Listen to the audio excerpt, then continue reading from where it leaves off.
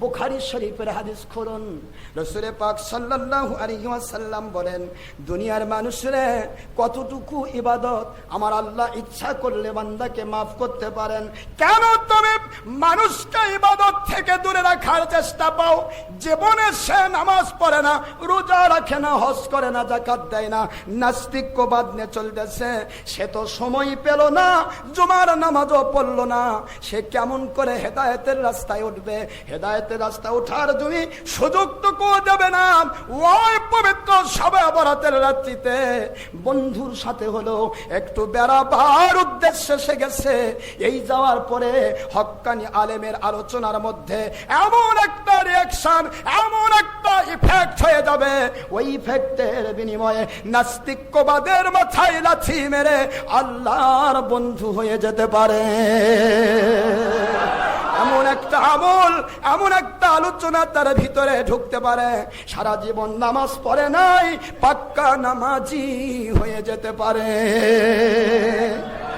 কেন আপনি ইবাদতে বাধা দিবেন? আই জাররাতিন খায়রান ইয়ারা, এর ব্যাখ্যা করতে গিয়া আমার নবী পাক সাল্লাল্লাহু আলাইহি সাল্লাম একটা সুন্দর একটা হাদিস শরীফ পেশ করলেন। আমার নবীজি বলেন, ও আমার সাহাবায়ে কেরাম রাদিয়াল্লাহু তাআলা আনহুম আজমাইন, শুনে নিন, জেনে নিন।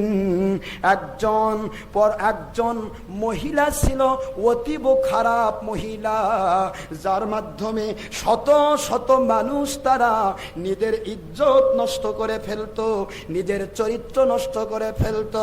এমন ধরনের একজন মহিলা, ওই মহিলাটা একদিন ওই মহিলা যখন ইন্তেকাল করতেছে, আমার আল্লাহর কুদরত মহিলাটাকে ইন্তেকালের সময় দয়া করে কলেমা পড়ায় দিয়ে পরিপূর্ণ মুমিনা বানায় দিয়ে আল্লাহ পাক কবরে ঢুকায় দেওয়ার পর ওই মহিলাকে আল্লাহ পাক জান্নাতি বানায় দিলেন।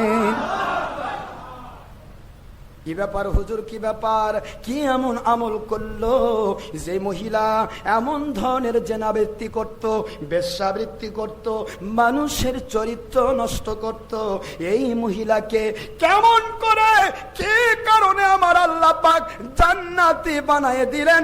আমার হাবিবি সাইয়্যিদুল মুরসালিন নূরে মুজাসসাম হাবিবুল্লাহ হুজুর পাক সাল্লাল্লাহু আলাইহি ওয়াসাল্লাম পাক জবানে বর্ণনা করেন। ও আমার সাহাবী রাদিয়াল্লাহু তাআলা আনহুম আজমাইন, আপনারা শুনে নিন, জেনে নিন।